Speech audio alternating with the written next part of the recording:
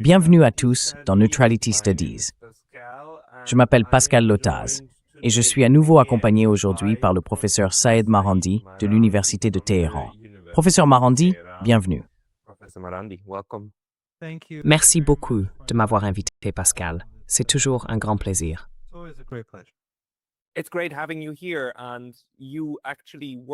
C'est un plaisir de vous avoir parmi nous. Vous étiez littéralement au cœur de la tempête, à Islamabad, ce week-end, avec la délégation qui a négocié avec les Américains. Nous parlons maintenant en ce lundi 13 avril, alors que Donald Trump menace d'imposer un blocus du détroit d'Ormuz, censé mettre fin à ce qu'ils appellent le blocus iranien du même détroit. Pouvez-vous nous dire où en sont les choses cet après-midi et ce qui s'est passé à Islamabad?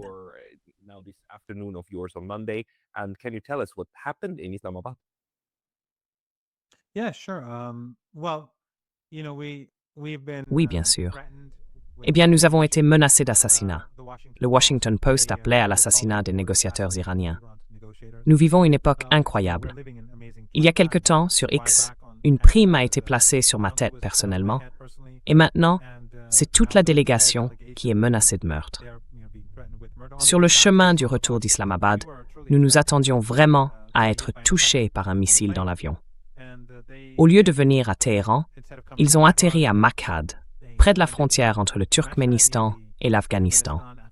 Ils ont atterri très rapidement, parce qu'ils voulaient que cela paraisse comme s'ils se dirigeaient vers Téhéran. Ensuite, nous avons pris le train pour Téhéran, là d'où nous venions à l'origine. Donc vous savez, dans ces circonstances, la délégation s'est rendue à Islamabad.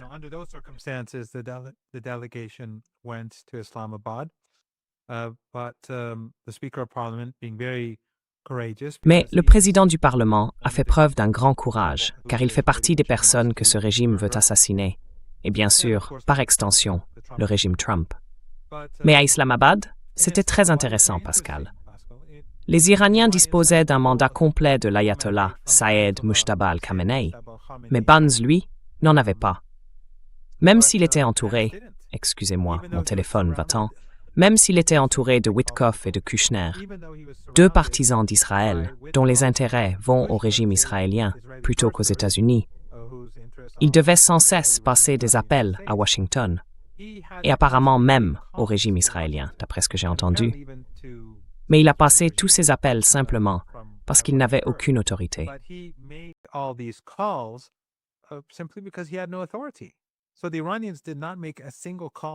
Les Iraniens n'ont passé aucun appel à Téhéran. Tout au long de la journée, ils négociaient. Parfois, des progrès étaient réalisés et parfois, il y avait des désaccords importants. Mais dans l'ensemble, les choses n'avançaient pas vraiment. Ils devaient poursuivre le deuxième jour, mais soudainement, dans la nuit, la situation a très mal tourné du côté américain.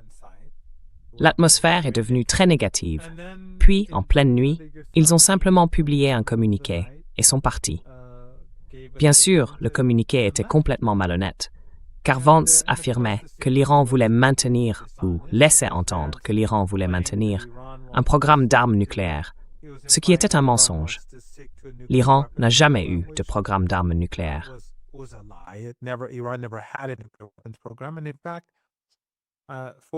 Et en fait, heureusement, Joe Kent, dans sa lettre de démission, a révélé cela au monde entier, que l'Iran ne cherchait pas à se doter d'armes nucléaires, que l'Iran ne représentait pas une menace pour les États-Unis, et que cette guerre concernait entièrement le régime israélien et le lobby sioniste. C'est pour cela que les États-Unis sont en guerre. Et bien sûr, on peut aussi faire allusion à ce que Tulsi Gabbard a dit plus tôt, ainsi qu'au fait que l'AIEA n'a jamais eu la moindre preuve que le programme nucléaire pacifique de l'Iran ait jamais été autre chose que pacifique. Mais il était clair que les États-Unis n'avaient aucune intention de négocier sincèrement, et même s'ils ont perdu la guerre, ils pensaient qu'ils vaincraient l'Iran, qu'il s'effondrerait en un jour ou deux. Cela ne s'est pas produit.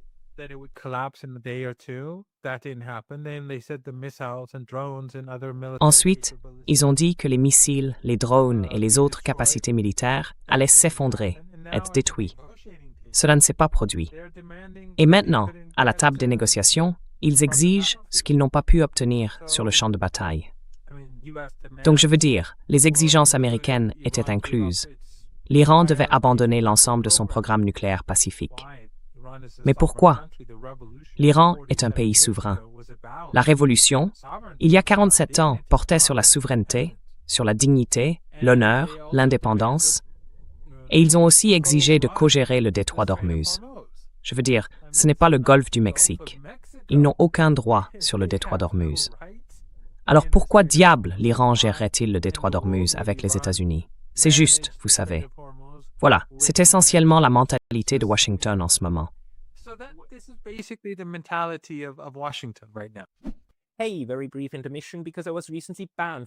Petite interruption rapide, parce que j'ai récemment été banni de YouTube. Et même si je suis de retour, cela pourrait se reproduire à tout moment. Donc s'il vous plaît, pensez à vous abonner, non seulement ici, mais aussi à ma liste de diffusion sur Substack. C'est pacalotaz.substack.com. Le lien sera dans la description ci-dessous. Et maintenant, retour à la vidéo. Je veux dire, nous avons commencé ces négociations avec l'Iran, en déclarant officiellement que les Américains demandaient des pourparlers depuis déjà 30 jours. Et maintenant qu'ils avaient accepté d'utiliser nos 10 points comme base de négociation, nous étions prêts à le faire. Ont-ils réellement utilisé l'un de ces 10 points et dit quelque chose comme « D'accord, par exemple, nous retirerons nos troupes d'Asie occidentale ». Est-ce qu'ils ont déjà été prêts à s'engager sur ce point?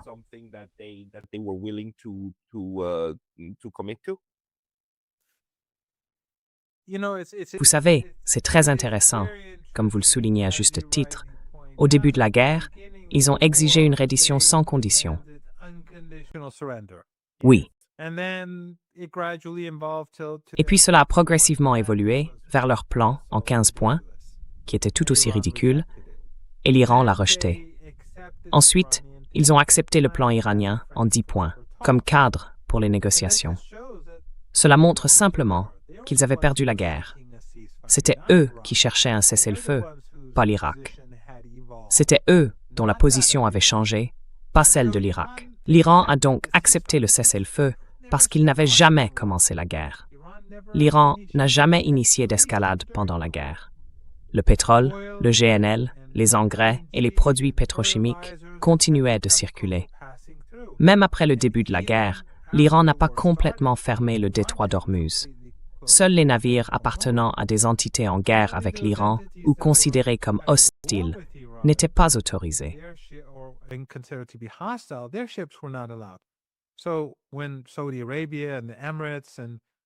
Ainsi, lorsque l'Arabie saoudite, les Émirats, le Qatar et Bahreïn, et la question du transport du pétrole, ainsi que la Chine ou d'autres pays qui n'étaient pas hostiles à l'Iran, comme la Russie et d'autres, ils étaient autorisés à faire naviguer leurs navires.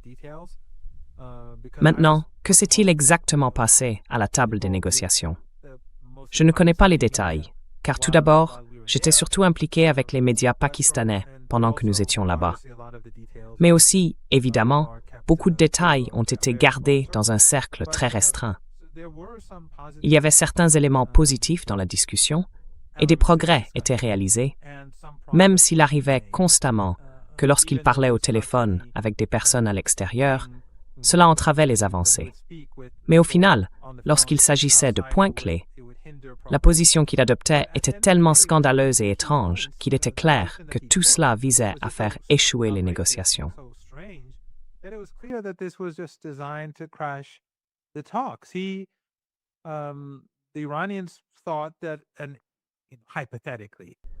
Les Iraniens pensaient que, hypothétiquement, car comme je l'ai dit, il y avait beaucoup de scepticisme sur le chemin dans l'avion, pendant que nous parlions, personne n'était optimiste quant au fait que les États-Unis se comporteraient de manière raisonnable ou accepteraient la réalité.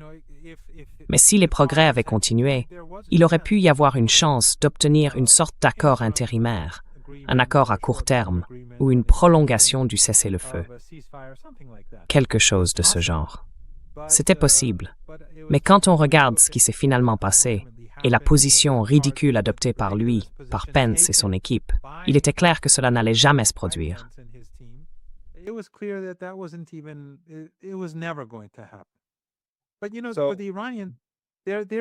Mais, tu sais, pour les Iraniens, il y a ce mythe, Pascal, selon lequel ils auraient été dupés par les Américains, comme avant la guerre de 12 jours.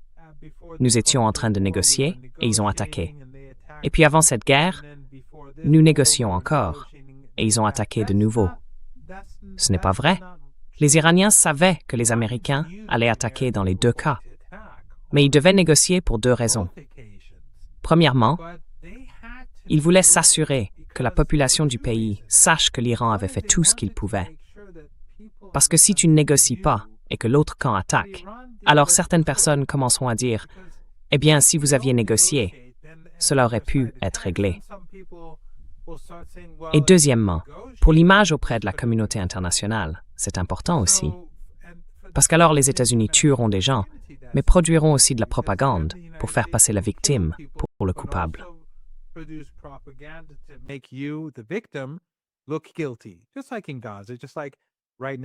Tout comme à Gaza, tout comme en ce moment avec le génocide ou les attaques que nous voyons au Liban, les médias occidentaux essaient de faire passer la victime pour le coupable. Ils ont donc négocié avant que les deux pays ne subissent des attaques de type Blitzkrieg de la part des Américains et du régime israélien, afin de s'assurer que la communauté internationale et les Iraniens ordinaires reconnaissent que l'Iran faisait tout ce qui était raisonnablement possible pour éviter la guerre. Et en se rendant à Islamabad, c'était la même chose. Le président du Parlement a évidemment risqué sa vie. Il a été très courageux d'y aller. Il y est allé essentiellement pour dire au monde « Regardez, nous sommes là. Nous sommes prêts à mettre fin à cela. » Et aussi pour montrer aux Européens que nous ne croyons pas à leur propagande. Nous sommes prêts à résoudre ce problème. Il est déraisonnable que son président soit un psychopathe, que le régime de Washington soit sinistre et qu'il poursuive les politiques d'Israël plutôt que des politiques liées aux besoins du peuple américain.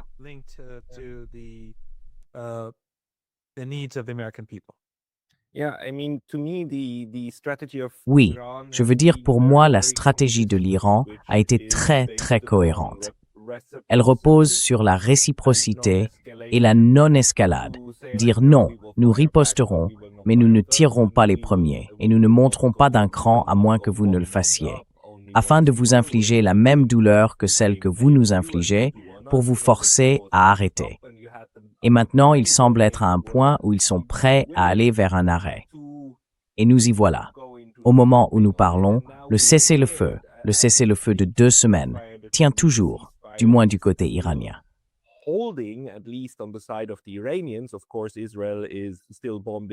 Bien sûr, Israël bombarde toujours le Liban, car Israël interprète toujours un cessez-le-feu comme l'autre camp cesse de tirer, tandis qu'il continue de bombarder les civils sans distinction.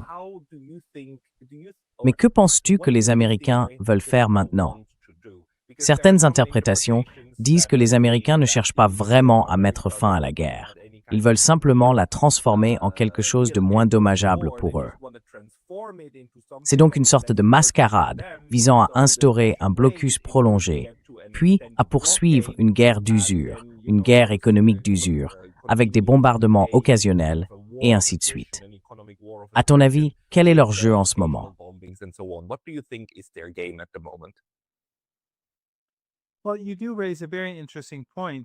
Eh bien, vous soulevez un point très intéressant avant votre question, et c'est à propos du Liban. Le Liban faisait effectivement partie du cessez-le-feu. Le Premier ministre pakistanais l'a dit explicitement. Donc, Trump mentait quand il a affirmé le contraire. En gros, on lui a dit, par le régime israélien et le lobby sioniste, qu'il ne respecterait pas l'accord, et il a donc dû changer de position. Cela soulève de sérieuses questions sur qui détient réellement le pouvoir. Quand Vance parle du Premier ministre du régime israélien pendant les négociations, la vraie question est, qui est aux commandes? Qui est le président des États-Unis? Est-ce Trump ou est-ce Netanyahou? Ou bien ont-ils quelque chose de vraiment compromettant sur Trump? Je ne sais pas, quelque chose en rapport avec des petites filles ou autre.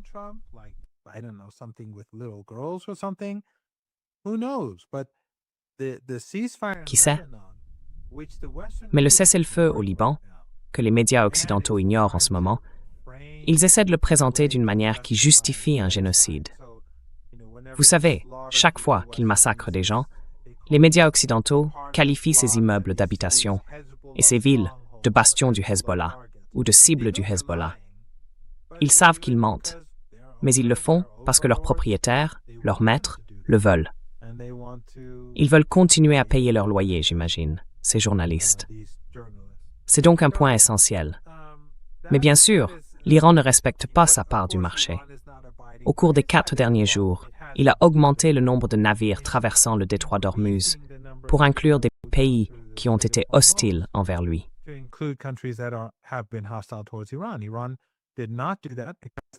L'Iran n'a pas fait cela parce qu'il continuait à tuer des femmes et des enfants au Liban. Que se passera-t-il si les navires iraniens continuent leurs activités comme si de rien n'était? L'Iran dispose d'une puissante force de missiles et les moyens navals américains devront évidemment rester très loin des côtes iraniennes. Ce serait très coûteux pour les États-Unis. Mais cela montre simplement que les États-Unis ne se soucient même pas. Enfin, ils ne se soucient pas du monde.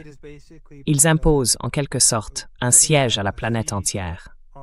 Ils disent aux Chinois, « Vous n'avez pas le droit d'importer du pétrole. » Ils disent aux Japonais, « Vous n'avez pas le droit d'importer du pétrole, du gaz, du GNL ou quoi que ce soit d'autre que vous importez. » Ils disent au monde entier qu'ils sont le parrain de la mafia et que personne ne peut rien faire sans leur permission.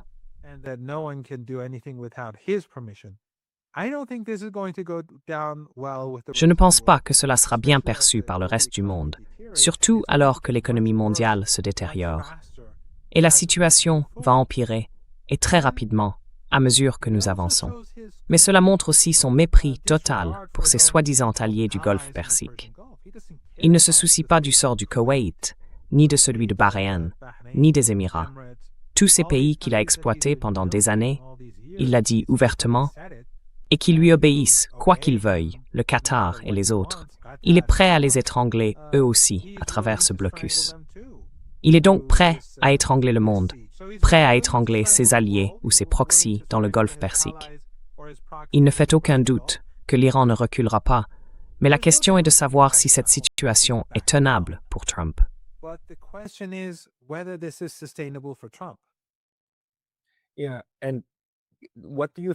Oui, et qu'en penses-tu? Comment cela va-t-il se dérouler? Parce que pour qu'un blocus fonctionne, il faut contrôler ses voies maritimes grâce à ses capacités militaires. Et évidemment, l'Iran les a, puisque tout ce qui passe par le détroit est à portée de ses missiles et de ses drones. Mais les États-Unis, pas vraiment. Je veux dire, la seule façon d'y parvenir serait de réellement faire revenir les porte-avions, la marine américaine, toute la flotte. Et ils ont montré à plusieurs reprises qu'ils ne voulaient pas risquer que certains de leurs navires soient coulés. Alors quoi? Tu penses qu'il veut maintenant simplement jouer avec l'esprit des États tiers pour les dissuader de passer par là? Ils ont d'ailleurs annoncé qu'ils ne bloqueraient que les navires venant d'Iran ou s'y rendant, pas ceux qui vont et viennent vers les États du Golfe. Donc la position, enfin, les Américains, ils changent de position toutes les 12 heures environ. Ce n'est donc pas vraiment une surprise. Mais enfin, c'est une proposition ridicule dès le départ, non?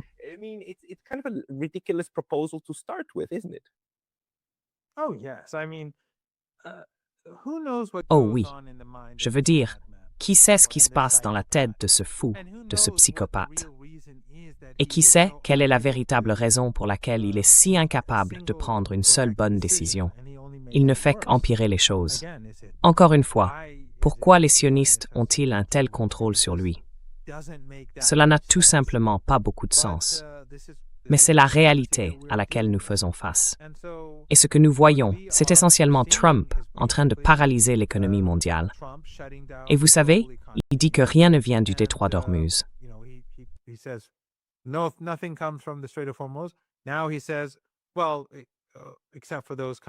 Maintenant, il dit, eh bien, sauf pour ces pays qui sont nos proxys. Mais bien sûr, l'Iran n'acceptera pas que ces ports soient utilisés tant que les ports iraniens fonctionnent, car ces régimes ont participé à la guerre génocidaire contre l'Iran, à l'exception de l'Irak, qui n'a pas nui à l'Iran.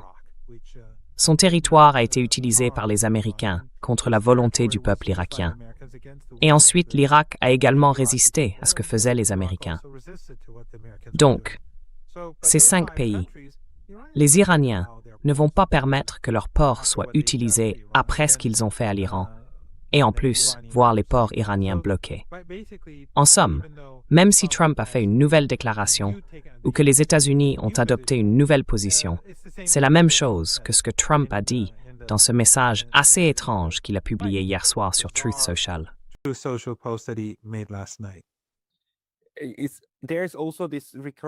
Il y a aussi cette histoire récurrente dans les médias occidentaux selon laquelle l'Iran serait soit réticent à retirer les mines qui auraient été posées dans le détroit d'Ormuz, soit incapable de les localiser. À mon avis, l'Iran n'a jamais miné le détroit d'Ormuz. Pouvez-vous nous dire quelle est la réalité de la situation?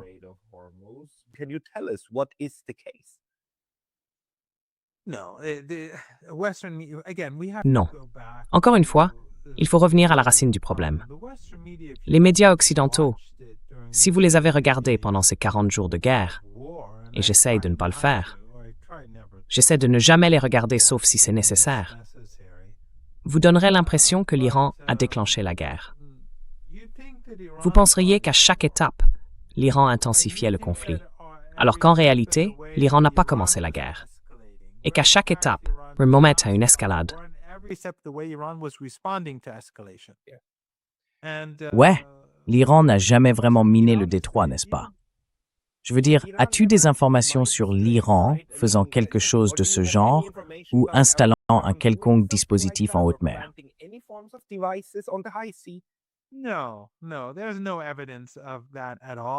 Non, non. Il n'y a absolument aucune preuve de cela. Les navires traversent le détroit d'Ormuz. Enfin, du moins, ils le faisaient jusqu'à ce matin. Et quand il s'agit de l'Iran et de l'Empire, il n'y a aucune différence entre The Guardian et The Times. Il n'y a aucune différence entre Breitbart et The New York Times. Ils défendent tous l'Empire.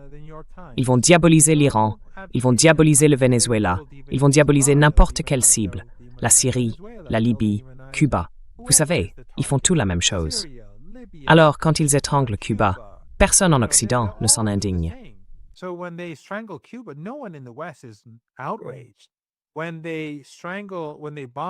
Quand ils étranglent, quand ils bombardent l'Iran, personne en Occident, parmi les élites, je ne parle pas des gens ordinaires, parmi les élites, ne s'indigne. Quand Trump dit qu'il va anéantir l'Iran, qu'il va le renvoyer à l'âge de pierre, qu'il va effacer une civilisation, personne en Occident, aucun de ces journalistes avec leurs immenses comptes Twitter, ne s'indigne. Donc, tout ce qui vient des médias occidentaux doit être pris avec une grande méfiance et une énorme pincée de sel.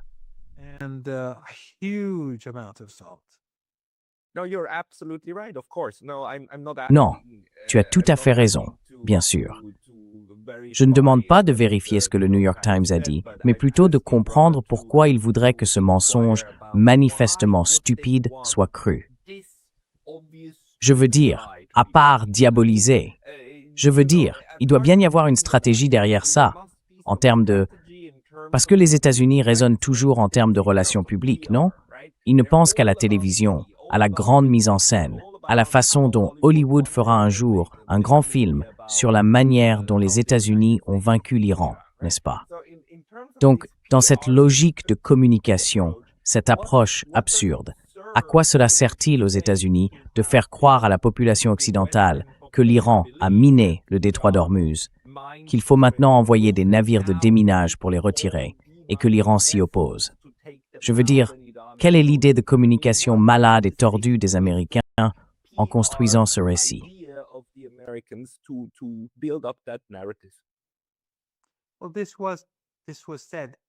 Eh bien, cela a été dit pendant les négociations à Islamabad.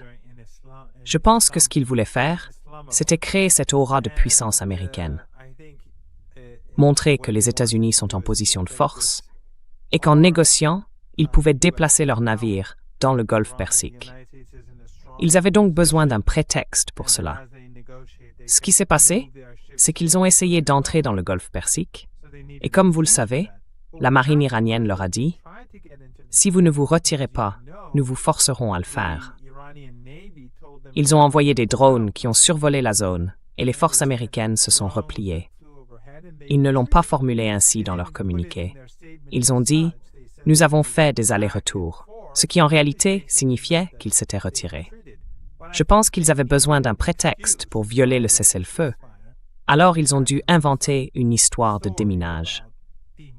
Mais en réalité, c'était une tentative de démonstration de force pendant les négociations, pour dire « Nous sommes en position plus forte que l'Iran », à la fois pour intimider les Iraniens et pour montrer au reste du monde qu'ils sont les maîtres du jeu.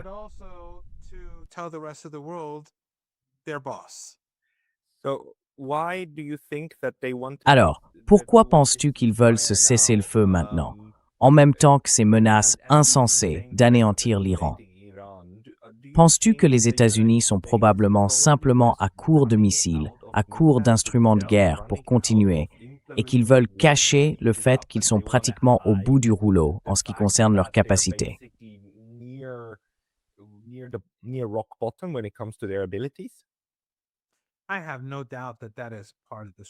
Je n'ai aucun doute que cela fait partie de l'histoire. Aucun doute là-dessus. Mais aussi à ceux qui demandent « Alors pourquoi l'Iran a-t-il accepté ?» Parce que l'Iran va également profiter de cette occasion pour se préparer à une guerre future. Ce n'est pas comme si les Iraniens allaient rester les bras croisés pendant que l'autre camp se prépare. Après tout le monde que je connais à travers le monde a été choqué de voir à quel point l'Iran a su bien se battre. Personne ne pensait que l'Iran agirait de cette manière. L'Iran est devenu une sorte de héros mondial. Au Brésil, des gens portent des t-shirts disant « Bats-toi comme les Iraniens ».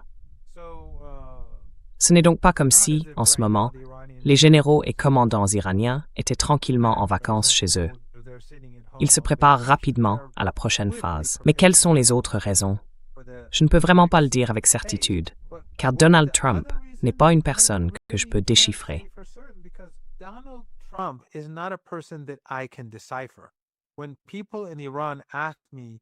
Quand les gens en Iran me demandent « Pourquoi Trump fait-il cela ?» je leur réponds toujours que je n'en ai aucune idée. Et Pascal, pour être très France, quand Trump prononce des discours sur l'Iran, quand on dit qu'il va parler en prime time ou s'adresser au peuple américain, je ne regarde pas ces discours, parce que cela ne m'aide pas. Cela ne m'aide pas à le déchiffrer. Il dira une chose maintenant, puis une autre 10 minutes plus tard. Il publiera quelque chose aujourd'hui, puis autre chose demain. Il m'est donc très difficile de comprendre ce qu'il cherche à faire. Mais je pense qu'il cherche une porte de sortie.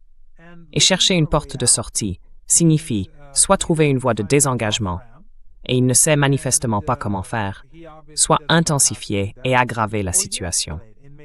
Et jusqu'à présent, tout ce qu'il a fait n'a conduit qu'à davantage de crises et à une escalade supplémentaire.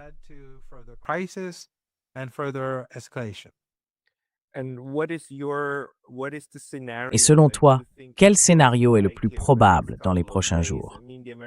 Je veux dire, les Américains n'ont pas complètement fermé la porte à la semaine prochaine, ni au prochain cycle de négociations. Ils n'ont pas non plus encore recommencé à tirer directement sur l'Iran, même si cela pourrait bien sûr arriver à tout moment, n'est-ce pas? Ils pourraient simplement recommencer à bombarder, puis dire « Oh, le cessez-le-feu a été rompu », et les médias occidentaux s'en empareraient aussitôt. Mais à quoi t'attends-tu dans les prochains jours? Parce que je vois aussi que l'Iran respecte sa part de l'accord de 50 jours, sans tirer, même si Israël continue de semer le chaos au Liban.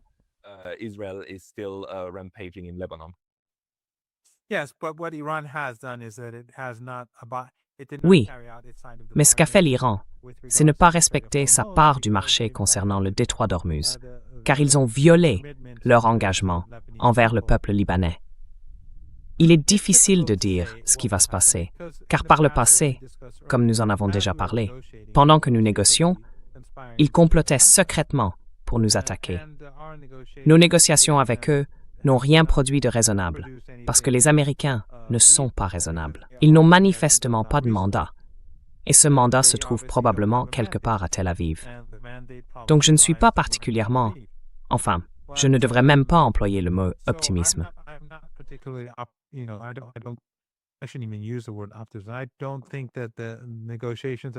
Je ne pense pas que les négociations, du moins pour le moment, mèneront quelque part.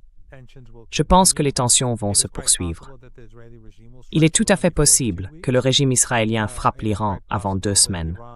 Il est également tout à fait possible que l'Iran punisse le régime israélien d'une manière ou d'une autre, car il commet un génocide au Liban. Mais ce que je pense qui va se produire, presque à coup sûr, c'est que la crise économique mondiale va s'aggraver. D'après ma compréhension de l'économie, et d'après ce que j'entends de ceux qui s'y connaissent un peu, la situation s'est progressivement détériorée, mais elle va empirer bien plus rapidement dans les jours et les semaines à venir.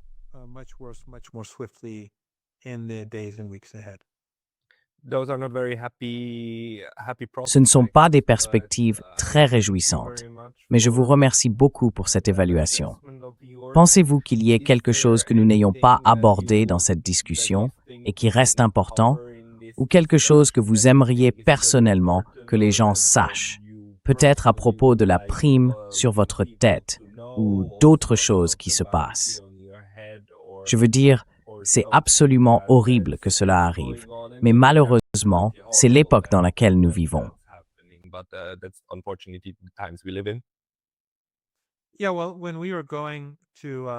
Oui, eh bien, quand nous allions à Islamabad, mes amis et les négociateurs dans l'avion n'arrêtaient pas de plaisanter avec moi en disant « On va te livrer et toucher la prime pour nous-mêmes ». Et puis, sur le chemin du retour, j'ai dit « Regardez, maintenant, vous êtes tous dans le pétrin, parce qu'ils pourraient tirer un missile et nous éliminer tous ensemble, et vous n'aurez aucune prime. » On en riait, mais cela montre à quel point les forces qui détruisent Gaza et le Liban, qui mènent la guerre et provoquent cette crise économique et mondiale, sont profondément sinistres. Comme je crois que nous en avons parlé plus tôt, j'ai mentionné ce livre Going to Tehran de Flint et Hilary Leverett. Vous savez, si les gens à Washington, du moins les analystes, avaient lu ce livre au lieu d'écouter les sionistes, il y avait une issue. Il y a une issue. Mais le régime israélien, comme Joe Kent l'a justement souligné, ne le permettra pas.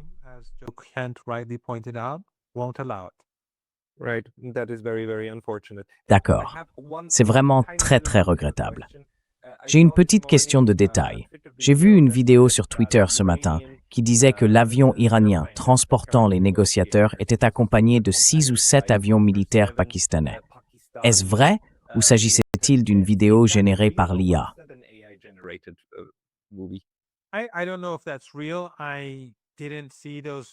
Je ne sais pas si c'est vrai. Je n'ai pas vu ces avions de chasse, mais je n'y prêtais pas une attention particulière. Nous ne sommes pas revenus avec le même avion que celui que nous avions pris, et nous n'avons pas atterri à Téhéran. Ils ont fait semblant de voler, je suppose, en direction de Téhéran, mais lorsqu'ils ont atteint Machhad, qui est très proche de l'Afghanistan et du Turkménistan, ils ont rapidement amorcé leur descente pour atterrir en Kiev afin de tromper les Israéliens ou les Américains. Dès que nous avons atterri, avant de redécoller, ils ont pris nos téléphones portables et tout notre matériel électronique, qui n'était pas à bord de l'avion. Ce n'est qu'ensuite qu'ils nous les ont rendus.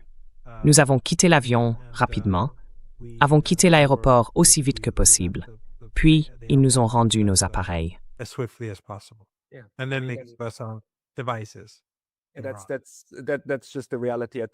C'est simplement la réalité en ce moment. Je veux dire, les États-Unis et Israël pourraient, à tout moment, tuer tous les diplomates et prétendre que c'est parfaitement normal et que cela fait partie d'un plan astucieux. C'est très malsain. C'est très trompeur. Mais je suis content que tu ailles bien et je te remercie beaucoup pour la mise à jour. Nous en reparlerons certainement bientôt. C'est un grand plaisir d'être avec vous.